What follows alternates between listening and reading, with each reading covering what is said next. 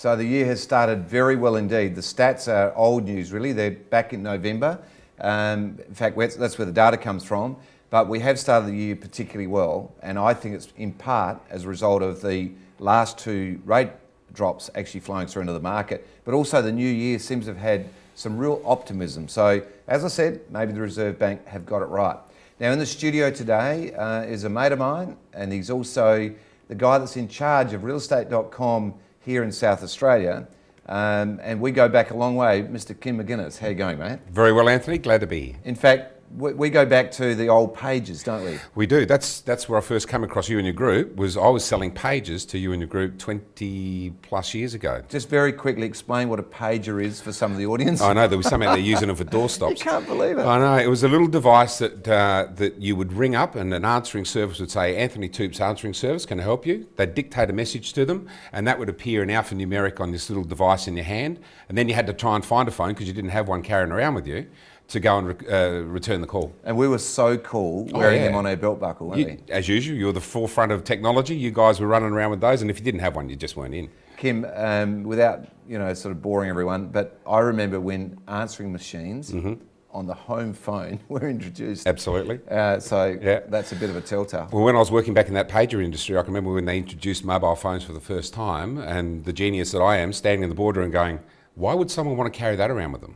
Yeah, and the first phones that were in cars that I had, once again, used to flatten the battery. If you left it on, flatten the battery overnight. Now, let's get into today. Yep. Realestate.com.au, a juggernaut, a monster. Is it too big? Is it going to take over the world? What's the latest on realestate.com? Okay, well, yeah, look, it is growing and growing and growing, and that's one of the interesting parts when you look at how people market property and what property is being marketed and where. We looked at our poor mates up in Queensland, for example, who've gone through a dreadful time the last 12 months with floods and hurricanes and all sorts of things. Whereas some of the media up there have dropped dramatically, 30-40%. We're still experiencing growth. Now that growth only comes because consumers, vendors, buyers know that the internet is a really viable source to research property, research their buys, research their sells. If they're renters, it's almost a no-brainer these days. Rental market is online. Now, Kim, I'm going to introduce this. This is, by the way, the Real Estate magazine.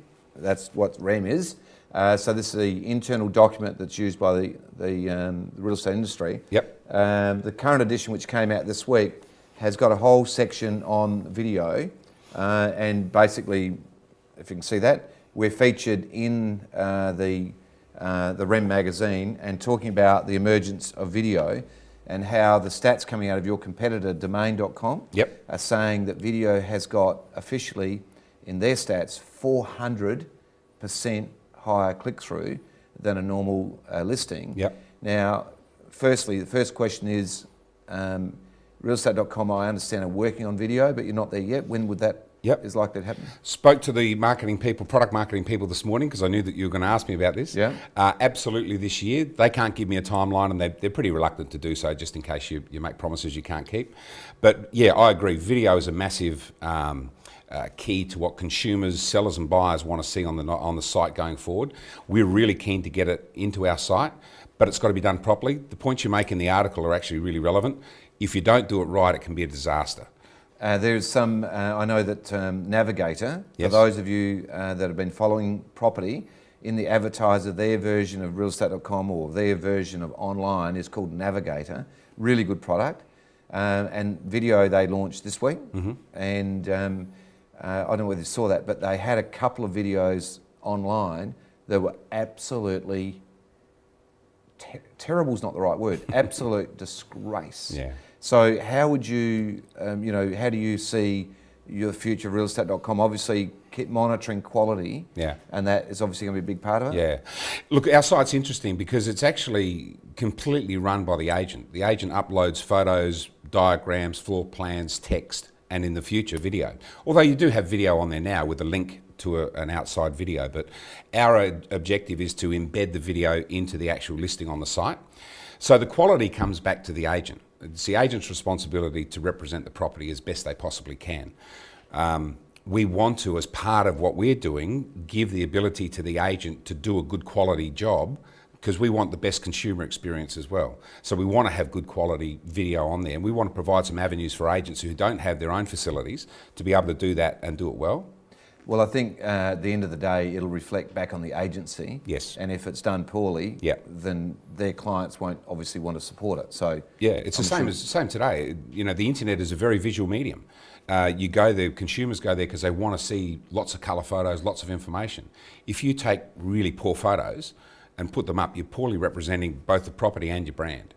Now, Kim, let's talk about emerging trends, because people want information that they can't get anywhere else. Yep. So today, I know you said you've got some stats there. So once you get into, and by the way, I see you using an iPad. We are, yes. We had a little chat, by the way, we had a little chat before the show about the use of iPads in the show. Yeah. Because like we've got these pads that we've been using, but not iPads. So I noticed you brought it in. What are the stats? Well, I've just come back from Melbourne where we did some training on how to use these things, because it's not exactly the same as using a writing pad. But yeah, we've got some stats on trends. Probably the biggest trend in real estate and online at the moment is online mobile and internet. So internet usage is moving to a mobile arena very, very quickly. We predict that by the end of this year, more than half of the views to our site will come from a mobile device of some kind, either a smartphone or a tablet. And so your delivery obviously is being changed for that, so you're not looking at the normal website on these? No, that's right. We've got apps that have been built for both Android and iPhone, for both tablets and phones, which allows people to get a better experience. And again, it's all about the consumer's experience, the user's experience, so they can get a much better experience of how to search, find what they want, store the information, and then retrieve it if they need to. Kim, we've got a heap of questions I want to ask you, so we're going to have to ask them a bit later in the show. Sure. So we'll come back to it. In the meantime, let's go and look at some properties that have been sold and it's been busy. So let's go and have a look at going.